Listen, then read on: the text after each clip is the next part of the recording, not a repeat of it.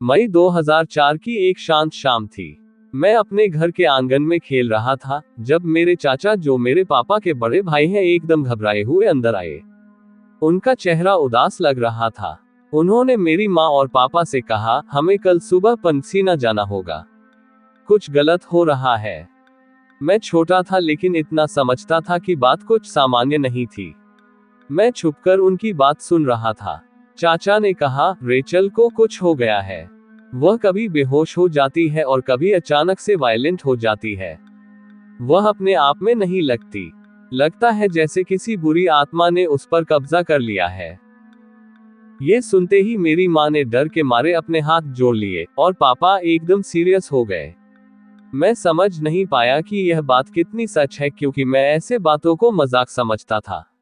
लेकिन चाचा का चेहरा देखकर लग रहा था कि बात सच है। अगली सुबह हम एंटीपोलो से पंसीना के लिए निकले। सफर के दौरान मेरे चाचा मुझे रेचल के व्यवहार के बारे में बता रहे थे। उन्होंने कहा, पहले वह बिल्कुल नॉर्मल थी, लेकिन एक दिन वह अचानक बेहोश हो गई। जब वह होश में आई तो उसने इतनी जोर से चिल्लाया कि पूरा घर कांप गया। फिर वह लोगों पर हाथ उठाने लगी जैसे वह रेचल नहीं कोई और हो। मैं उनकी बात सुनकर अंदर ही अंदर घबरा रहा था, लेकिन डर के साथ साथ एक अजीब सी क्यूरोसिटी भी हो रही थी। मैं सोच रहा था कि क्या ये सब सच है या सिर्फ एक गलतफहमी। हमारे सफर के दौरान आसमान का रंग धीरे धीरे गहराता जा रहा था, और गांव की तरफ बढ़ते ही एक अजीब सी शांति और ठंडी हवा महसूस हो रही थी, जैसे कुछ अनजाना हमें देख रहा हो। दोपहर के करीब 2 बजे हम दादी के घर पहुंच गए। घर के अंदर एक अजीब सा भारीपन था, जैसे पूरा घर किसी बोझ के नीचे दब गया हो। अंदर जाते ही मैंने देखा कि मेरी कजन रेचल एक पतले बिस्तर पर लेटी हुई थी। उसके हाथ और पांव कपड़ों से बंधे हुए थे। वह बिल्कुल शांत थी, लेकिन उसके चेहरे पर एक अजीब सी मुस्कान थी, जैसे वह किसी को चिढ़ा रही हो।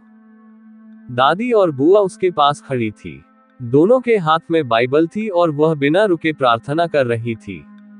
मेरे चाचा ने मुझे चुप रहने और एक कोने में बैठने को कहा। उस समय मुझे लगा कि कुछ बड़ा गलत हो रहा है। रेचल की आंखें बंद थी, लेकिन उसका चेहरा देखकर लग रहा था जैसे वह सो नहीं रही हो, बल्कि किसी और जगह देख रही हो। जब दादी ने उसके माथे पर हाथ रखा तो उसने अचानक अपनी आंखें खोल दी। उसकी आंखों में एक अजीब सी लाल चमक थी, जो मैंने पहले कभी नहीं देखी थी। उसने धीरे से कहा, तुम लोग यहाँ क्या कर रहे हो? उसकी आवाज इतनी भारी थी कि लगता था वह किसी और की आवाज है। शाम को एक तांत्रिक को बुलाया गया। वह एक बूढ़ी औरत थी जिसके हाथ में एक माला और तेल की छोटी सी बोतल थी। उसके आते ही घर का माहौल और भी सीरियस हो गया। उसने रेचल के पास जाकर एक मंत्र जपना शुरू किया। जब उसने रेचल के माथे पर तेल लगाया तो रेचल एकदम से उठ बैठी। उसने इतनी जोर से चिल्लाया कि घर के दरवाजे तक कांप गए। उसका चेहरा अब बिल्कुल बदल चुका था। वह हंसी, लेकिन उसकी हंसी एक पागल इंसान जैसी थी।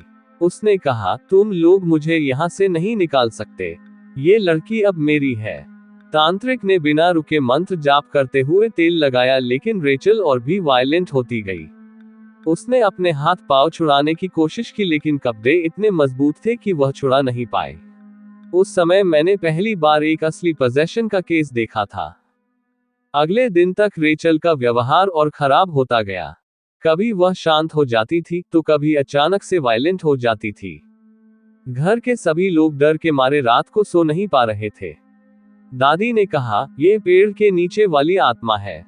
हमने उस जगह प्रार्थना नहीं की थी, इसलिए ये हमसे नाराज है। मुझे भी कहा गया कि मैं किसी भी पेड़ के पास न जाऊं, लेकिन मेरी क्यूरोसिटी मुझे रोक नहीं पाई। एक दिन मैं आम के पेड़ के पास चला गया, जो घर के पीछे था। पेड़ के पास जाकर मैंने देखा कि उसकी छाल पर एक अजीब चेहरा बना हुआ था। वह चेहरा एक शैतान का लगता था। उससे देखते ही मेरे शरीर में एक ठंडी सी लहर दौड़ गई। मुझे लगा जैसे वह चेहरा मुझे देखकर मुस्कुरा रहा हो। मैं तुरंत वहां से भागकर घर आया, लेकिन उस रात मुझे तेज बुखार आ गया। दादी ने मेरी हालत देखकर एक बार फिर से प्रार्थना की।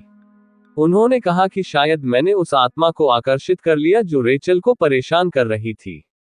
उस रात मुझे एक अजीब सपना आया जिसमें मैंने रेचल को हंसते और मुझे बुलाते हुए देखा। सपने में वह आम का पेड़ भी था जिसमें से एक चेहरा मुझे घूर रहा था।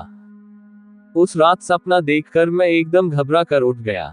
मेरे कपड़े पसीने से भीग चुके थे और मेरे दिल की धड़कन इतनी तेज थी कि मुझे लगा जैसे मेरा दिल फट जाएगा।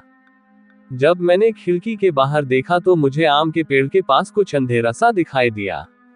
ऐसा लगा जैसे कोई वहां खड़ा हो और मुझे देख रहा हो। मैं अपनी जगह पर जम गया।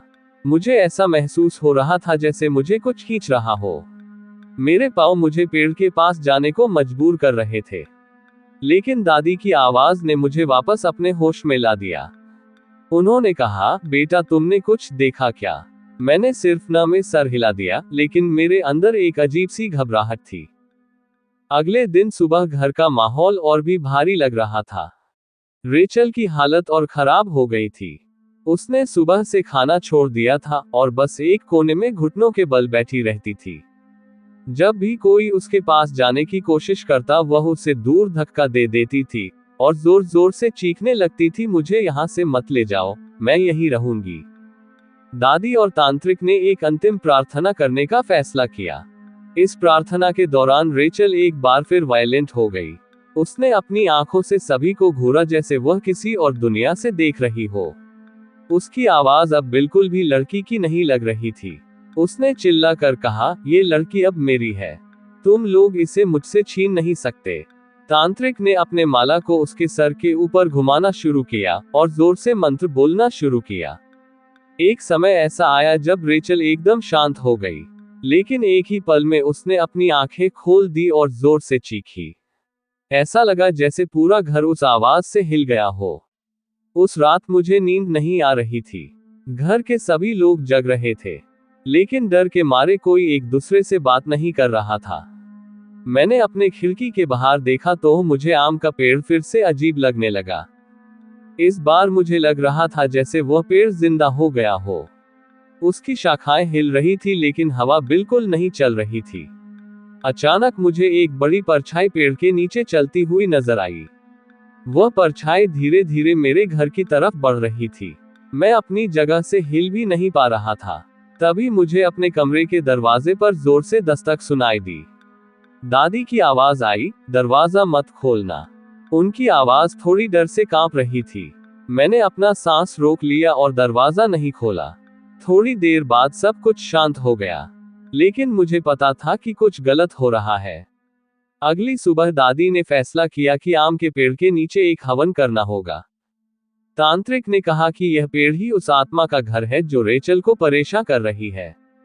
घर के सभी लोग हवन के लिए तैयार हो गए। हवन शुरू होते ही रेचल फिर से वायलेंट हो गई। उसने जोर जोर से चिल्लाना शुरू कर दिया। उसका शरीर एकदम पतला हो गया था, लेकिन उसमें इतनी ताकत थी कि 4 लोग उसे पकड़ने के लिए लग गए। हवेली के अंदर का माहौल इतना डरावना हो गया था कि लगता था जैसे वहां कोई और भी था। तांत्रिक ने हवन के दौरान एक मंत्र बोलते हुए कहा, जो भी शक्ति इस पेड़ में बसती है वह इस घर को और इस लड़की को छोड़कर चले जाए। तभी एक जोर की हवा चली और रेचल एकदम बेहोश हो गई। उस घटना के बाद दादी ने फैसला किया कि आम के पेड़ को काट दिया जाए। पेड़ काटने के दौरान उन्होंने पेड़ के अंदर से एक पुरानी मूर्ति निकाली। मूर्ति की शक्ल किसी भूत जैसी डरावनी थी। तांत्रिक ने कहा कि यह मूर्ति ही उस आत्मा को आकर्षित कर रही थी। पेड़ के काटने और मूर्ति को जला देने के बाद घर का माहौल धीरे धीरे नॉर्मल हो गया। रेचल भी धीरे धीरे अपनी पुरानी जिंदगी में वापस आने लगी, लेकिन मुझे उस पेड़ और उस रात का डर अब तक याद है। उस दिन के बाद से मुझे अकेला रहने से डर लगता है। मैंने समझ लिया कि दुनिया में ऐसी चीजें होती हैं जो इंसानी समझ से परे हैं। वो पेड़ अब नहीं रहा, लेकिन उसका एक हिस्सा डर के रूप में मेरे अंदर हमेशा जिंदा रहेगा शायद।